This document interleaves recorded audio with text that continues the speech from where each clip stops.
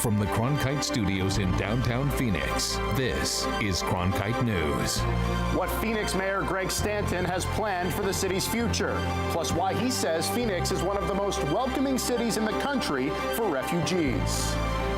And Arizona is the 6th in the nation for most Syrian refugees received. How baked goods are helping these refugees become a part of the community. Plus, how NASCAR is working to include more women and minorities at the racetrack. Cronkite News starts now. Good evening and welcome to Cronkite News on Arizona PBS. I'm Tyler Paley. And I'm Katie Beery. Thank you for joining us. Border relations and community building were at the center of Phoenix Mayor Greg Stanton's State of the City address today. Cronkite News reporter Carla Liriano joins us with the details. Mayor Stanton touched on education and local business as he outlined his goals for the next year, but he spent a lot of time looking to statewide and national issues and how they affect Arizona's capital city. Mayor Greg Stanton. Stanton said Phoenix's relationship with Mexico is stronger than ever, both in trade and in regard to immigration policy, specifically President Trump's program to deputize local police for immigration enforcement. We can't let antagonism from the White House towards Mexico change who we are here in Phoenix. That's why last week our city council voted to ensure that our police department won't be part of any mass deportation force. And we can't undermine public safety, and we refuse to tear families apart. Meanwhile, Stanton said Phoenix police will add 400 new officers by next summer. He also talked about trade jobs and bringing opportunities to the West Valley. A lot of things that stood out for me is what he's trying to do basically to grow our economy. I think that's one of the biggest factors that we need to focus on is how we bring jobs to this community. Stanton also said he sees Phoenix as a community of bridges, not walls. Phoenix is one of the most welcoming communities in the country for refugees fleeing war and persecution around the globe. Back in February, Stanton and the City Council voted against making Phoenix a sanctuary city for undocumented immigrants. At the time, he said it would have violated state law. Now, several reports are pointing to Stanton running for a statewide position in 2018, possibly challenging Secretary of State Michelle Reagan, and his points on state policy in general today seem to support that cause. In downtown Phoenix, Carla Liriano, Cronkite News. Syrians continue to try to flee the country, especially after this month's chemical weapons attack. And Arizona is 6th for largest number of refugees received. Reporter Kanak Jha tells us how these families are becoming a part of the Phoenix community. 4,100 refugee families have resettled in Arizona since 2016. Despite debate over banning refugees, 2 volunteer groups are helping families find financial stability and community through the art of baking.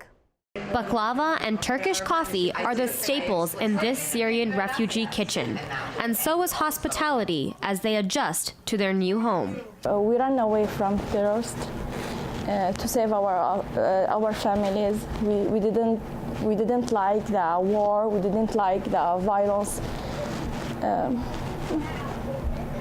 and no place like home, but your home where your heart is. And Refugee Connection Phoenix and Syrian Sweets Exchange are showing these newcomers like Iman Ashopalap a lot of heart. The groups hope to dispel cultural misconceptions. I mean, because they're lovely, wonderful people, and they are just, trying to do the best they can to fit into a world that's so different from what they knew. The volunteer groups also try to set refugees up in business. Yes, it helps us, and we can meet people through this event. Like many Syrians, Lady Alzo is a skilled baker, and now she is selling many of her breads and pastries, which help support her family. I think the first baked sale was so inspiring for everybody because they had no idea it would be such a big success. So we had more people show up than we had sweets to sell, which is a good scenario to be in. The bake sales are quickly expanding to catering and other small businesses. This entrepreneurial spirit is not unknown to Syrian families. 11% of Syrians in America are business owners, according to the Center for American Progress. Aposhalap hopes that her work can help her children succeed. good future for my kids, because that I come here for my kids. The next Syrian Sweets Bake Sale will take place at Congregation Beth Israel in Scottsdale this Sunday. The organizers say they will continue to plan events to help refugee families settle into the valley. In the broadcast center, Kanak Ja, Cronkite News. Soccer is helping young refugees adapt to a new life here in Arizona. I spent some time at practice with a team that has players from half a dozen countries. There is a dogged determination in the eyes of these boys, players for the North Phoenix Christian Soccer Club. When we're in the field, we're the same family. No matter what we are, we play as a team and we win as a team. There's unity on the soccer field, even though everyone you see is a refugee from a different country. Team captain Anthony Tu left Thailand 10 years ago with his mother and 5 siblings, but lost contact with his father. Because there was a war going on and my parents was trying to escape the war and have peace. All of the players are coping with being separated from relatives in their home countries. I want them to be here because we can be like family like we was before. Karim Bagala and other players are upset about the travel ban and how refugees are portrayed by some politicians. These kids are just human like anybody else. They're not terrorists, by any means. Alondra Ruiz Vasquez is part soccer mom, part teacher, part therapist. If it weren't for soccer, I wouldn't be so successful in school right now. And with all of that, I'm really grateful for that. At the USO is now a U.S. citizen about to graduate from high school. Not only do these guys get to play soccer and be active, they get to bond with other refugees who share the same experience that they do. It's teamwork on and off the field. The team relies on donations, including equipment. To learn more about the group's mission, check out the North Phoenix Christian Soccer Club's Facebook page. For any startup companies looking for growth, securing venture capital is a crucial step. However, not everyone has equal access. Reporter Zi Zeng shows us how entrepreneurs in Phoenix are taking the fight on themselves. If this penny represents the approximately $220 million of venture capital invested in Arizona last year, then this is how much its neighbor California got. A total of over $58 billion. Last year, 78% of venture capital went to 3 states. And that's why veteran entrepreneur and founder of AOL, Steve Case, has embarked on his latest venture to help bring funding to capital-deprived cities and states. He calls the organization Rise of the Rest. Why be part of somebody else's experiment if we've seen enough success out of the Bay Area, out of Silicon Valley, out of New York? The need for a better startup environment has prompted entrepreneurs nationwide to take up the initiative. Jonathan Cottrell is the founder of ESPHX, a community that brings the innovators of all walks in Phoenix. And so I think what happened is we finally started connecting and collaborating more as a community, as all of these disparate islands, if you will, and really coming together as one metropolitan and saying, let's build Phoenix. Last year, Rise of the Rest came to Phoenix and hosted a Shark Tank-style competition. The winner, a Scottsdale-based medical device startup, took home the prize of $100,000. Cottrell said the city of Phoenix is also active in helping to create a friendlier environment for startups. We want to get everybody who has ideas, get them on the playing field and give them that shot. In Washington, D.C., Zi Zeng, Cronkite News. More than 500,000 kids eat free and reduced price lunches in Arizona every day. Schools rely on money from the federal government to feed them all. Cronkite News reporter Natalie Tarangioli learned some districts in the valley receive more money than they end up using. Feeding that many children nutritious food affordably comes with challenges. It's in the district's best interest to serve as many meals as possible because that means more money they get back. The saying goes that breakfast is the most important meal of the day, but for thousands of students in the valley, it's also lunch.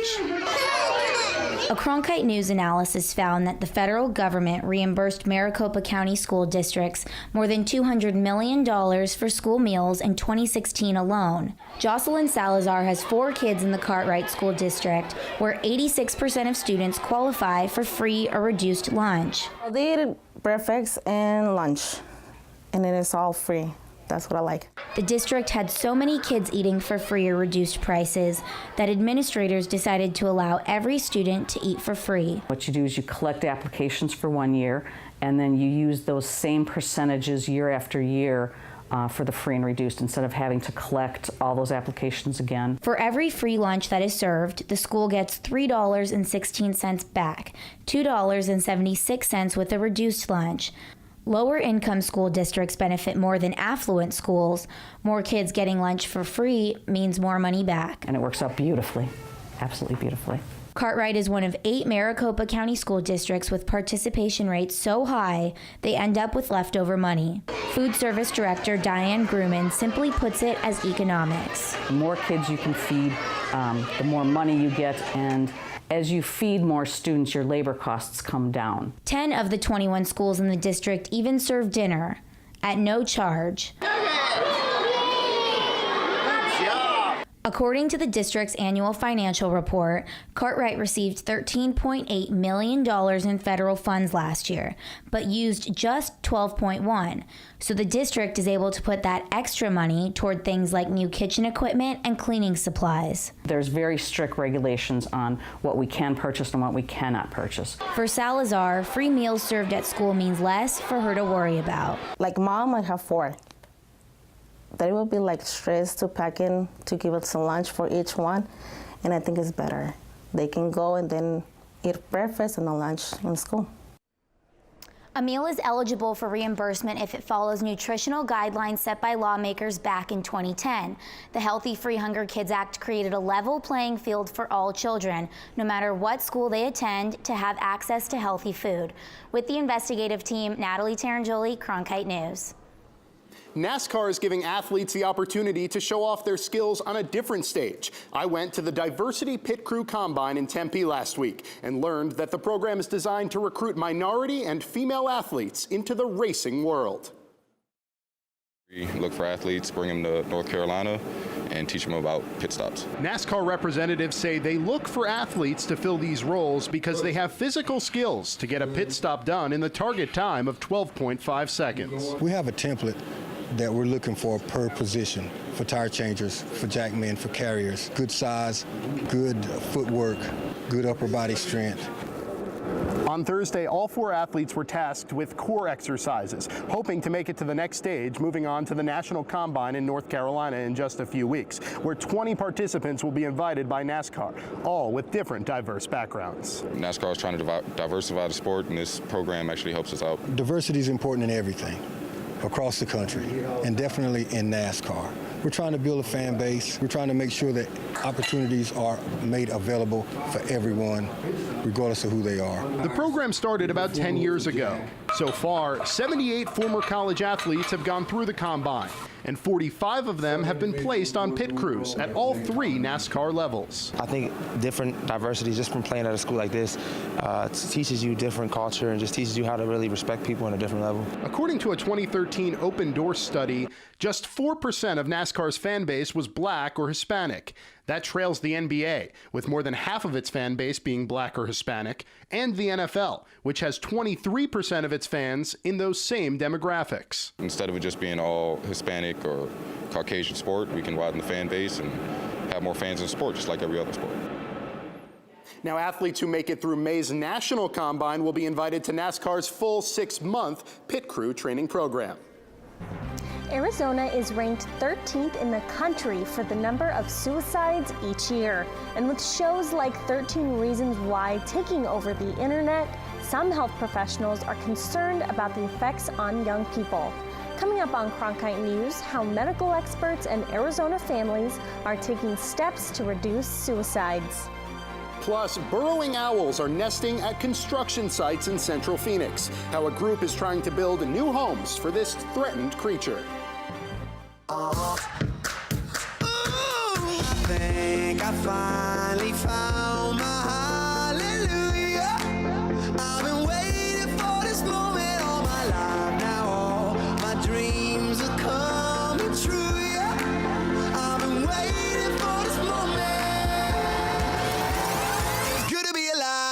about now. Good, good, good, good to be alive right about now. Good, good, good, good to be alive right about now.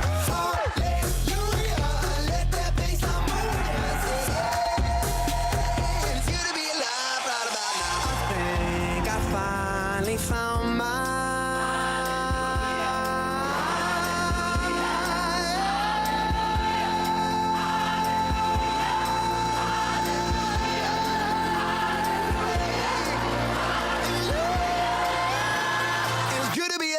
Right about now.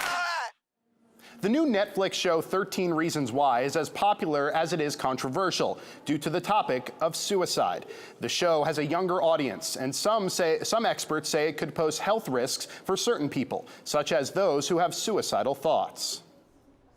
A national suicide prevention group ranks Arizona 13th in the country for the number of suicides. On average, one person in Arizona commits suicide every 7 hours, according to one report. American Association of Suicidology medical experts and families are taking steps to reduce the number of suicides in the state.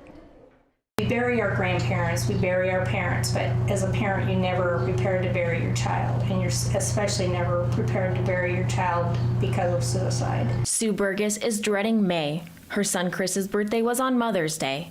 6 years ago, at the age of 29, he committed suicide on Memorial Day, months after he returned home from serving in Iraq. Say you're raising your kids and want to ask me for parental advice, I'm going to tell you I'm not the person probably to answer those questions because I feel like I failed my son. In 2015, Arizona had 1,276 commit suicide, according to a national report. A group will meet later this month to discuss ways to save lives beyond calling a 24-hour crisis hotline. One innovative tool is a video game where users can create their own avatars and make themselves heroes in their own stories. It's like an online therapy with a community where gamers can reach out to suicide prevention experts who are monitoring the game. Create this alternative version of themselves to then be able to take those steps and access care and services. Suicide prevention experts are learning that people who have attempted suicide are less likely to try again if they tell their personal stories to a support group. I think what we're really learning is that if we are alongside and supporting individuals in intolerable pain, we can make a tremendous difference. Burgess says she hopes people can get a better understanding of how to prevent suicide so no other family experiences regret. She still celebrates her son's life. We still like to go to Dos Gringos on his birthday and we put a beer, a Bud Light, and a Jaeger shot in the center of the table, and we have that picture that is right there. Always goes with us, and it sits in the center of the table, and everybody just kind of hangs out and they tell Chris stories. Burgess encourages education community leaders to keep an eye on young people because suicide is a leading cause of death, people 15 to 34 years old. American Association of Suicidology will meet April 28th in Phoenix. If you or someone could be posing a threat to themselves, contact these Arizona resources: Alternative Behavioral Services, Arizona Teen Crisis Solutions, toll-free statewide, and the Suicide Hotline in Spanish. In the Broadcast Center, Morgan Wheeler, Cronkite News. Katie, art programs are usually the first to get cut during school budget cuts. But one Phoenix school district is making art a priority. Coming up on Cronkite News, how this new center will give kids a place to showcase their talents. It's a windy day here across the state of Arizona. There is a wind advisory in effect until about 8 p.m. tonight. I have more on that and your full forecast coming up. Heaven knows you're a dreamer. Don't hide it from anyone. Don't hide it from anyone. Hey, would you believe me if I said we are here for a reason now? This is our life. This is what counts. This is for us. I will go anywhere.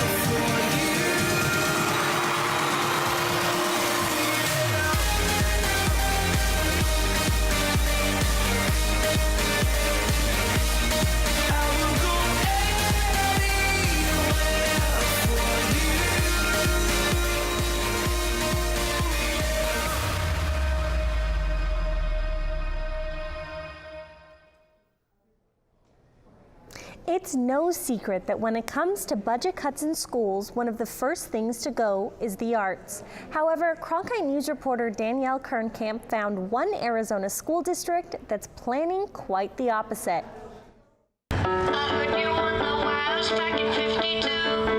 We're not cutting the arts. We are not only not cutting it, we're making it even bigger. Madison School District broke ground today on their new arts center near 16th Street in Missouri. Dr. Quinn Kellis, superintendent of the district, says the district is expanding its programs because art plays a vital role in a young student's life. We're definitely all about reading and writing and arithmetic, but students also need to have that other part of their lives, which is the arts. Something that gives happiness or feelings to somebody. I feel like it's my talent. The Madison Center for the Arts will contain an art gallery, a performance stage, and a back end that allows the students to learn about the engineering of theater. About dancing, I like to perform on stage, and for singing, I also like performing on stage. Help students do better in math and English and some of the other core subjects. So we're all in when it comes to the arts.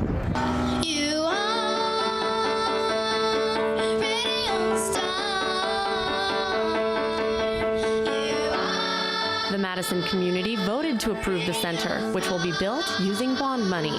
In Phoenix, Danielle Kernkamp, Cronkite News.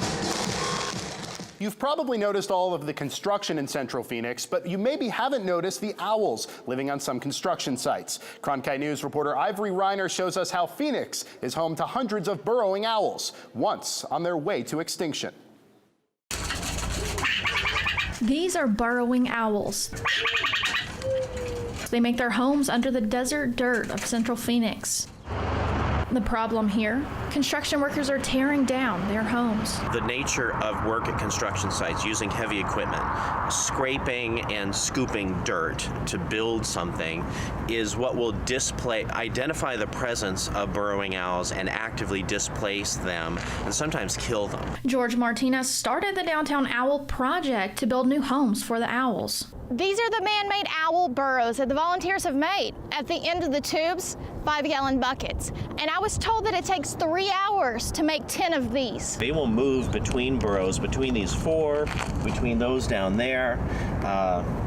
So we need to have multiple homes for them to replicate where they live in the wild. The Downtown Owl Project has relocated more than 100 owls to safer grounds, and people like Bob Fox come to the rescue for any owls left behind on construction sites. We have been training the environmental surveyors throughout the state to identify correctly burrowing owl sites, what to look for. Burrowing owls are not at risk of extinction right now, but Martinez said they are a species of concern. Take action now to make sure that this precious species does not decline any further. Get everybody ahead of the game. In Phoenix, Ivory Reiner, Cronkite News. It's a very windy day today here across the state of Arizona. Unfortunately, that is not good news for the Sawmill wildfire that is burning currently down in Tucson. As we can see some pictures from Twitter from the Corona Fire Department as well as ADOT, that fire is still burning. There is a red flag warning in effect until right around 8 p.m. tonight in the southern half of the state. That's what that pink color represents. That means there is high fire danger down in that area. And as you can imagine, these high winds are not helping firefighters contain this fire. Across the state right now, we're seeing wind speeds 15 to 25 miles per hour with bursts up to 40 miles per hour. That means that there is a wind advisory in effect till about 8 p.m. tonight. And for the rest of your week, we are going to see temperatures drop down 89 degrees on Friday and 84 on Saturday. It is going to be a beautiful weekend to head out, go on a hike, walk your dog, because those 90s will be back on Monday. In downtown Phoenix, Allison Gargaro. Hundreds from around the world are here in Phoenix competing for the most innovative exoskeleton product at the 2017 Wearacon. Reporter Drew Marine shows us these exoskeletons and how they may help people with medical needs. these are some of the smartest people in the world, in the room, and it's humbling just to be near a lot of them. The Innovation Challenge has brought out many different prototypes from people from around the world, including Switzerland and Italy, to different states in the U.S. After submitting videos demonstrating their product, 7 contestants are accepted to come to Wericon and pitch their ideas to engineering and robotics professionals. All 7 finalists have the opportunity to win $5,000 that go towards commercializing their product and making more prototypes for their product, like this one, that acts as a 6th finger for compensating hand functions. While some of the finalists had other people in mind to use their products, one was inspired to create his exoskeleton after facing some of his own medical issues. As I said, this is born out of my own struggle with plantar fasciitis, so it's been an inventor's love. And another hopes to educate high school students about the importance of the growing industry of robotics and exoskeletons. It's a do-it-yourself kit that you assemble yourself, you wire yourself, you program yourself, and by doing so you will learn about robotics and about robotic exoskeleton. To possibly inspire the next generation of inventors. In Phoenix, Drew Marine, Cronkite News. And the Edu Exo Do-It-Yourself Robotics Kit won the $5,000 award. That's it for Cronkite News tonight. As always, thanks so much for joining us. For top Arizona stories anytime, go to cronkitenews.azpbs.org.